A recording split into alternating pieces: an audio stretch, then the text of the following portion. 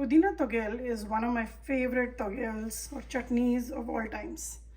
The moment there is Pudina growing in my house, this is the first thing I would be making. Thigayal are nothing but the basic staple chutneys of South India. They are a little thick, they are not watery, and they are mostly mixed with rice or had on the side of a sober vegetable gravy like kootu or even sambar. Let's see how to make Pudina Thigayal in my way. I'm going to share some of my garden videos too. These are all the tropical plants which were inside the house and now they're slowly coming out. I use all the eggshells in the plants and they pretty much thrive on a lot of kitchen scraps. I'm here to harvest Pudina mint leaves, so let's go ahead and get some. I have Pudina in multiple pots and this is Swiss chard. I need to harvest this and make a sambar out of it very soon. Swiss chard tastes a lot like spinach. Let's go ahead and harvest all the Pudina from this plant.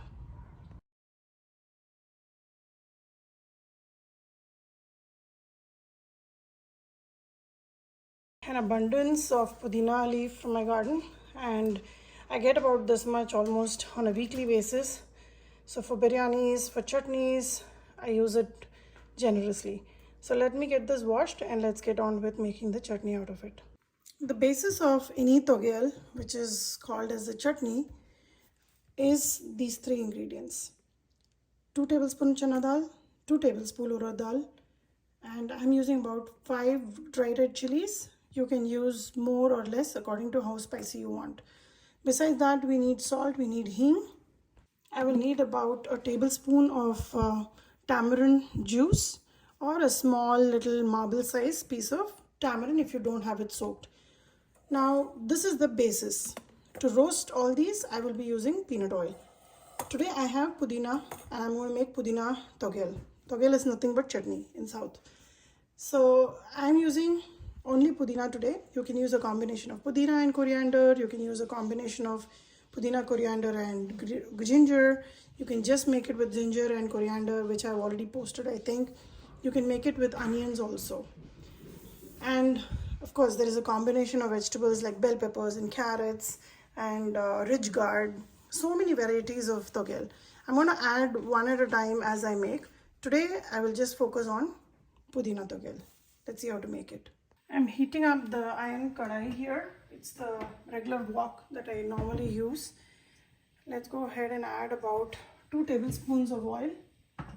And once this is hot, I will add all the dal to roast first. Then I will add the red chilies and hing.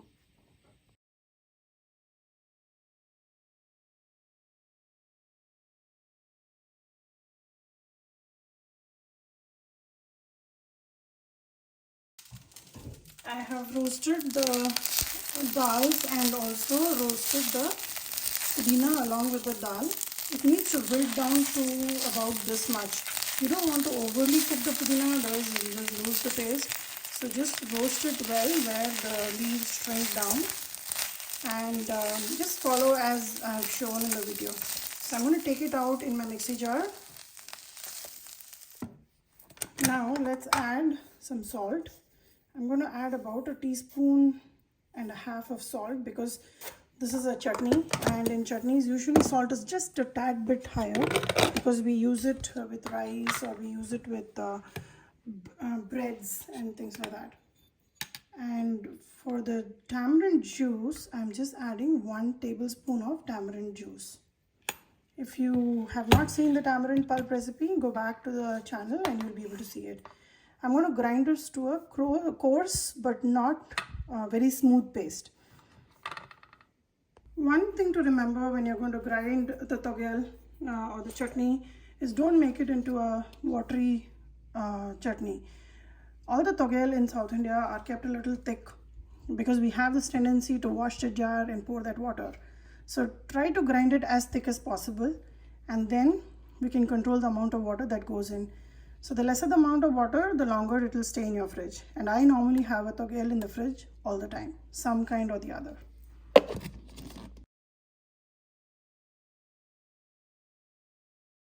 Here is the Thigayal. It is ready. I took it out, made it very thick and then added about 1/4 cup of water in the mixie jar, washed it out and poured it back in this chutney. This chutney is good to go. Now because I store it in the refrigerator for a while, all I'm going to do is add about 3 tablespoons of sesame seed on top of it and make sure it stays covered with oil so it stays longer in the refrigerator. So here is sesame seed oil. I'm just adding about 3 tablespoons of it and just press it so the oil comes up, and this will store in your fridge a little longer. And anyway, when we mix it with rice, we always add sesame seed oil. We don't add anything else. And this is very delicious. You have to give it a try. Pudina chutney or Pudina Thigayal is my favorite of all kinds. So give it a try and let me know how it turned out for you.